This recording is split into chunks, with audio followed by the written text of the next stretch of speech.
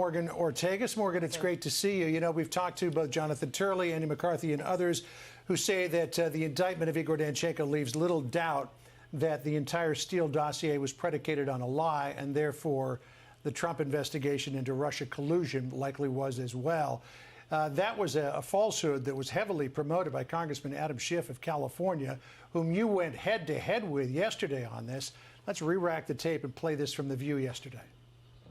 But you made help spread Russian disinformation yourself for years by promoting this. I think that's what Republicans and what people who entrusted you as the Intel Committee chair are so confused about your culpability in all of this. Well, I completely disagree with your premise. It's one thing to say allegations should be investigated, and they were. It's another to say that we should have foreseen in advance that some people were lying to Christopher Steele, which is impossible, of course, to do. But let's not use that as a smokescreen to somehow shield Donald Trump's culpability for inviting Russia to help him in the election, which they did. None of that is undercut. None of that serious misconduct is in any way diminished by the fact that people lied to Christopher Steele. No, I think just your credibility is. Morgan, I was trying to deconstruct that whole thing. Adam Schiff seemed to acknowledge that people were lying about it, but that it didn't diminish Donald Trump's culpability in being involved in something that was a lie. I couldn't quite wrap my head around it. Yeah, there was a lot of issues being conflated by the congressman there. I think the big problem is that we always knew that this dossier, the media always knew that it was unverified. Members of Congress knew this. Adam Schiff, either being the ranking minority leader on the Intel Committee, now that the Democrats are in charge, he's the chair of that committee, giving his prestigious position in the intelligence community, he is, in that committee, I mean, he is given extra special briefings, so to speak, that are different even from what other members of Congress get. So he understands intelligence. He understands how all of this works. And so he really took a document that was totally unverified, that had not been vetted properly by the FBI, the intelligence community, by anyone.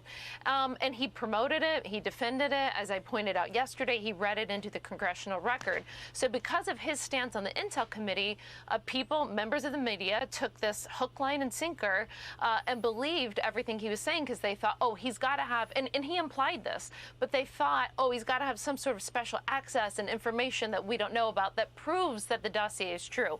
Well, now what have we learned? That people are being indicted who are involved in this dossier. They're being indicted for lying, and it's quite possible that this is just a Russian disinformation project. And so it's just sort of mind-blowing. I knew the viewers are watching this. It's confusing. Sometimes it's confusing for me, too.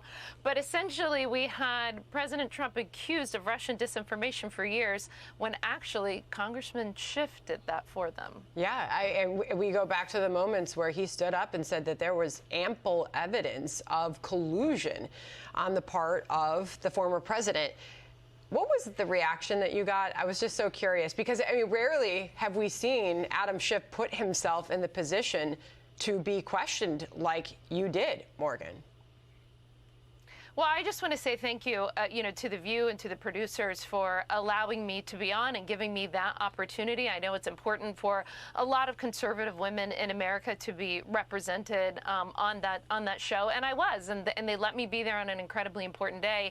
And when I realized Adam Schiff was coming on, I thought, my word, this is the opportunity that almost every journalist that I'm friends with wants to interview. And by the way, it's not just conservative, people who work for, more right-leaning outlets that want to question him. I mean, I have several friends that I've worked with over the years that are at very, very mainstream, prominent publications that wanted to have interviews with him and haven't been able to. So I will say that in the moment, I'll confess that my hands were shaking a little, because I knew it was just incredibly important in that moment to be able to hold him accountable, not for the Republican Party, but for everybody who wants to seek truth and justice. And I wish that he had reflected a little bit more on, perhaps maybe for 5 years, he got something really, really wrong. I think he's been so obsessed with stopping President Trump, because he thought he was really bad and evil. I think he was so obsessed with stopping him that he took a lot of shortcuts and took a lot of political opportunities and really politicized the intelligence community, politicized these documents in a way that never should be, right? When you make these shortcuts, when you politicize the intelligence, it just ends up making you look stupid in the end. Well, it was quite a moment that you had yesterday. Morgan, thanks for joining us to talk a little more about it. Thank you, Morgan.